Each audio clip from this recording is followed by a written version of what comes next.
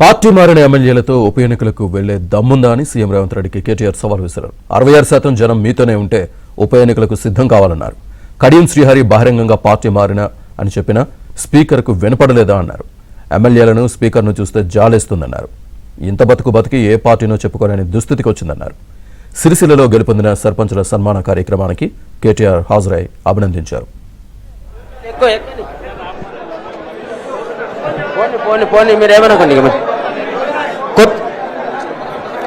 Speaker గారేమో పాపం ఇలా ముఖ్యమంత్రి చెప్పినట్టు అబద్దాలు ఆడక తప్పని పరిస్థితుల్లోకి స్పీకర్ గారు నెట్టబడ్డారు.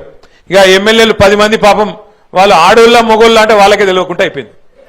ఆగమైపోయింది వాళ్ళ బతుకు. ఏ పార్టీలో నువ్వు చెప్పురాబాయ్ అంటే కాంగ్రెసా బీఆర్ఎస్ఆ చెప్పుకోలేని దుస్థితిలోకి పోయినరు వాళ్ళు. ఇవాళ ఇంత బతుకు బతికి 70 ఏళ్ళు 75 ఏళ్ళు మంత్రులు చేసి ఉప ముఖ్యమంత్రిగా పనిచేసి ఆఖరికి ఏం పరిస్థితి వచ్చింది? ఏ పార్టీలు ఉన్నవాయా అంటే చెప్పుకునే పరిస్థితి లేదు. ఇలా పోచారం శ్రీనివాసరెడ్డి గారికి, కడియం శ్రీహరి గారికి. ఇక అది కూడా ఒక బతికేనా నాకు తెలియక అడుగుతా.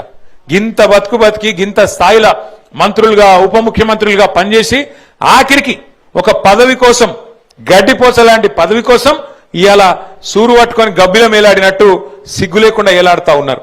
మరి వాళ్ళని పెట్టుకొని ముఖ్యమంత్రి గారు ఇంకా పోజులు కొడుతున్నాడు.